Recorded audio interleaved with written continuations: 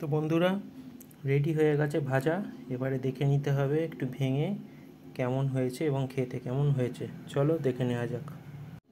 বন্ধুরা আজকে সন্ধ্যাবেলা হঠাৎ করে মনে হলো যে কি বানাবো, কিছু একটা খাবার ইচ্ছা হলো, তো ভাবলাম যে কিছু একটা বানাই। এসে দেখি যে এই পাউরুটিগুলো আছে, তো পাউরুটি দিয়ে কি বানানো যায় দেখি, একটা মাথায় বুদ্ধি এসছে, তো বানাতে থাকছি, তোমাদের দেখাতেও থাকছি, তোমরা দেখতে থাকো।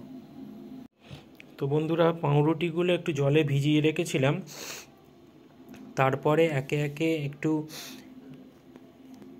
পেঁয়াজ কুচি, একটু ক্যাপসিকাম কুচি, কয়েকটা লঙ্কা কুচি, নুন, একটু লঙ্কা গুঁড়ো, একটু ধনে গুঁড়ো, একটু জিরে গুঁড়ো আর একটু গরম মশলা দিয়ে নিলাম। এবারে এটাকে ভালো করে মেখে নেব। দেখো বন্ধুরা এটা ভালো করে মেখে নিলাম। এবার এটা একটু টাইট করবার জন্য একটু ময়দা গুঁড়ো মিশিয়ে মাখবো আবার। তো এই ময়দা গুঁড়োটা মিশিয়ে ভালো করে মাখছি, তাতে কি হবে, একটু টাইটটা হবে। আমি ময়দার সাথে একটু কর্নফ্লাওয়ারও মিশিয়ে ভালো করে টাইট করে মেখে নিলাম। এই দেখো এবারে এটা টাইট করে মাখা হয়ে গেছে। এবারে একটা ভাজার পালা। আমি এটাকে শ্যালো ফ্রাই করব, তাই জন্য এই তাওয়াতে বাটার দিয়ে আমি গরম করতে দিয়ে দিলাম। তোমরা চাইলে ডিপ ফ্রাইও করতে পারো, কিন্তু আমি তো বাটার মেল্ট হয়ে গেছে। আমি এবারে আস্তে আস্তে এই একটুখানি করে নিয়ে নিলাম। এইবারে এরমভাবে ছাড়লাম, দিয়ে এরকম একটু চেপটে চেপটে দিতে হবে। যেহেতু শ্যালো ফ্রাই তো হাত দিয়ে আমি চেপটে দিলাম এই পিঠটা, যাতে ভালোভাবে ভাজা হয়। তো আমি চারখানা এরকমভাবে ভাজতে দিয়েছি। এক পিঠটা ভাজা হোক, আর আমি লো ফ্লেম করে দিয়েছি। আস্তে আস্তে এটা ভাজা হবে, তাহলে ক্রিস্পিনেসটা আসবে, নয়তো ওপর থেকে পুড়ে যাবে আর ভেতরটা কাঁচা থেকে যাবে।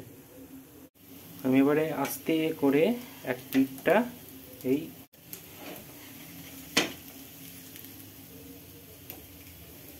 উল্টে দিলাম।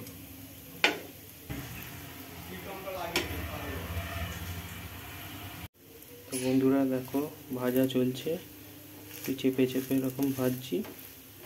জানি না কেমন হবে, আদৌ কেমন খেতে হবে এখনো পর্যন্ত আমি কিচ্ছু জানি না। তো বন্ধুরা রেডি হয়ে গেছে ভাজা। এবারে দেখে নিতে হবে একটু ভেঙে কেমন হয়েছে এবং খেতে কেমন হয়েছে। চলো দেখে নেওয়া যাক। চলো দেখা যাক এটা ছিঁড়ে কেমন হয়েছে।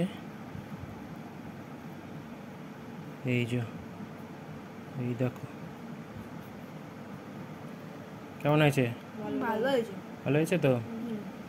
ঠিক আছে বন্ধুরা, আমাদের তো ভালোই লাগলো। তোমরাও রেসিপিটা করে দেখো, কেমন লাগলো কমেন্টে জানিও। টাটা।